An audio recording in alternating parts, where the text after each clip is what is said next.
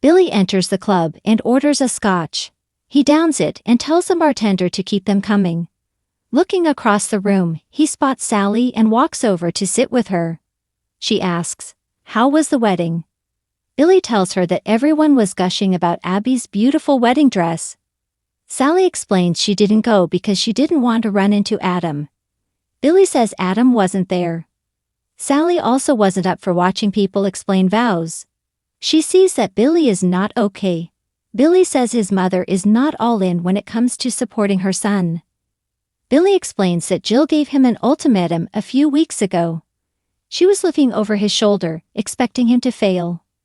Sally knows how much he cares about the company.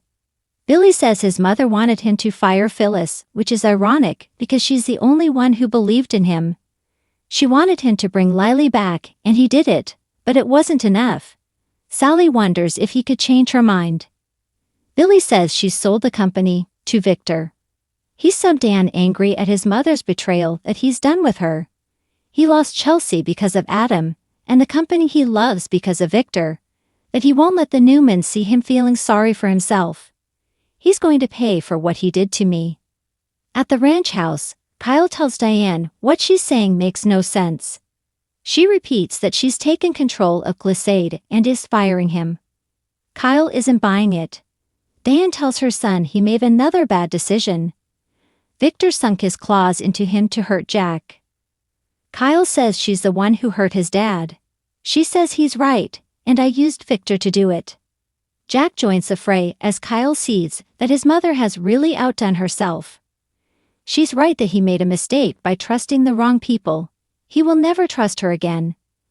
Kyle storms away and Jack whispers to Diane, "Is that true?" Diane says Victor is giving her Glissade but made her fire Kyle. "I don't know if I can do this." Jack tells her they just have to keep going a little longer. "I promise." Kyle pulls Victor aside and asks him to tell him his mother is lying. Victor confirms that he put her in charge at Glissade. Whether he's out or not is up to her. He tells Kyle he's playing with the big boys now. This world is cutthroat. Kyle guesses this was all about hurting his father. He tells Victor that Jack loves his family in a way he will never understand. Victor snarls, "Don't you talk to me about family. Let me tell you about your father. He almost killed the woman I love. He's getting off easy. He's sorry to have used Kyle. He's a good man. But this is the way the world works." Sharon opens her door to Nick and throws herself into his arms. She needs to know if Phyllis is going to be all right. Nick ushers her inside and says Phyllis was in an accident. Someone crossed into her lane, and she veered off the road and hit a tree. Sharon learns she's unconscious and sighs. She's still alive. "I didn't kill Phyllis." Nick frowns. "What are you saying?" Sharon gasps, "Nick, He tells her to breathe and to take her time. She says she blacked out in her car earlier.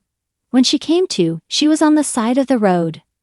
When she got out, she saw that she was close to home. She saw flames, and she saw him and Chance trying to revive Phyllis. He asks why she didn't call out. Sharon says she's done enough already. "I was the one who ran Phyllis off the road." Nick doesn't believe it. He can't imagine her ever taking anything that far. Sharon blurts that what she's done is unimaginable. She had to shut Phyllis up. She had to do whatever it took to stop her. Nick says if she blacked out, she can't be sure what happened. Does she remember running Phyllis off the road? Sharon says no, but her car wouldn't start. Nick says there's not proof that she had anything to do with tonight. She'd never go to these lengths. It's not who she is.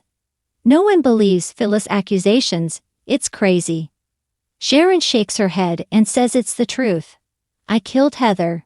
She's dead because of me." She sobs. "I can't live like this anymore." Nick holds her. At the ranch, Kyle tells Claire he's going to explode. She says, "Let's get out of here." They leave and Jack follows. Abby and Devon call for everyone's attention and thank everyone for coming, as well as thanking Victor and Nikki for hosting. Since it's Abby's birthday, Devon thanks Ashley and Victor for bringing her into the world. He also thanks his sister and mom for making the trip there. He offers a toast to his new bride and they kiss. Abby won't let him have the last word and wants to raise a glass to her mom, whose strength has taught her what it means to love someone. Cheers. Abby announces she's going to change and Devon says they have a plane to catch. Nate tells Audra they're taking Devon's jet to Fiji. Nikki asks Victor if there are any updates on Phyllis. He says, "Not yet." At Sharon's place, Nick thinks she's shaken up and she's saying things she doesn't mean. Sharon asks if he really thinks it's a coincidence that she and Phyllis went off the road at the same time. Nick says if she was involved it wasn't on purpose. Sharon says he wants to believe that, but she knows the truth. "I know, I can prove it to you." She tells him that they should call Chance so she can make this an official confession. Nick wants to hold off on that and offers tea. Sharon doesn't want tea, her doctor, or to go to Sedona. She just needs to tell the truth. "Will you please let me do that?" Nick says, "Ok." Sharon tells Nick this all started with her thinking about Cassie. The memories were more powerful than usual. The work she was doing at Cassidy First became harder and weighed on her. Then there was Lucy and Faith's accident, which brought back the memories and pain of that night. It manifested itself as anger toward Daniel and his family. She started to see Cameron. Nick remembers she told him about nightmares. Sharon says they were full-blown hallucinations. He was right there in the room with her.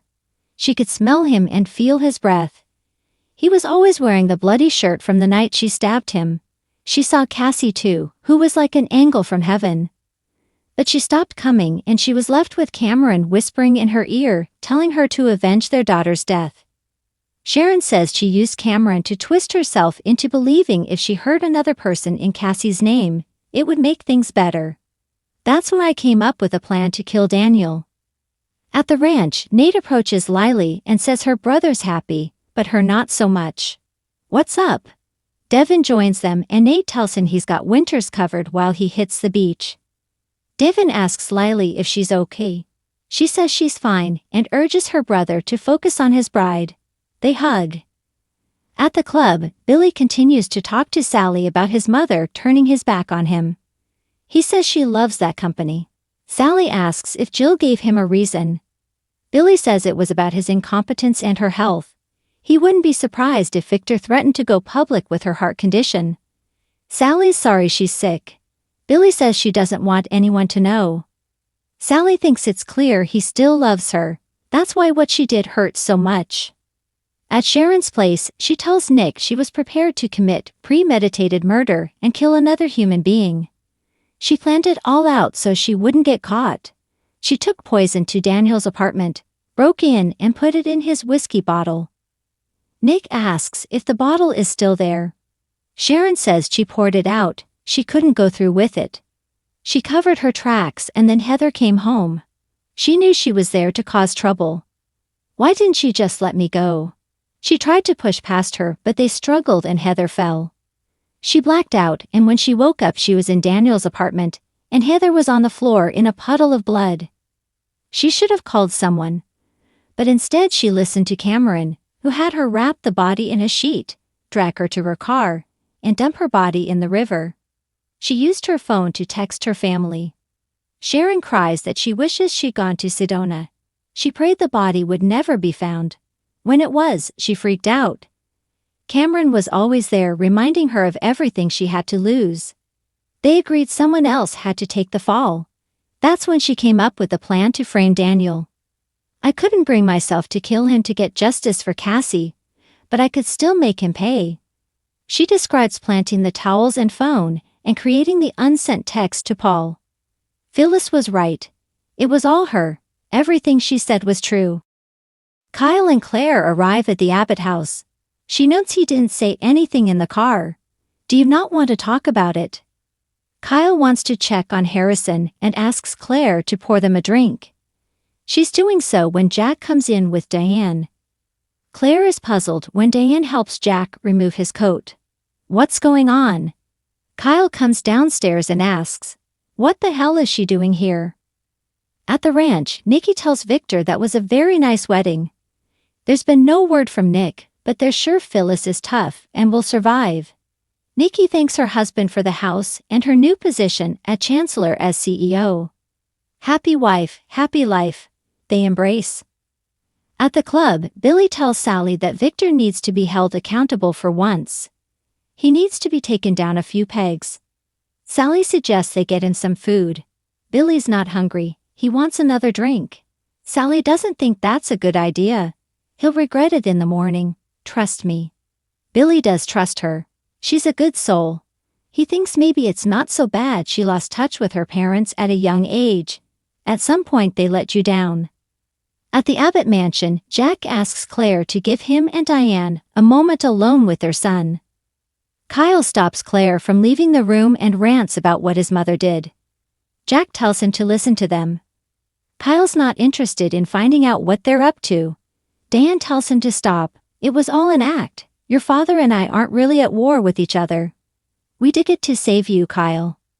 At Sharon's place, she cries that Nick always did whatever it took to protect her. He believed that she was a good person with a good heart. She betrayed that trust. Even now he's treating her gently, knowing what she's done. I'm sorry. Sorry to put this on you, but the guilt inside me became too much to bear. She was willing to kill for one of her kids, so how did she think another mother would sit back and let her harm one of hers? Phyllis figured out what she did, and now that may cost her her life. If you and Chance hadn't gotten there when you did, Phyllis would have burned to death in her car. She asks, "Tell me, Nick, is it time to call Chance now?"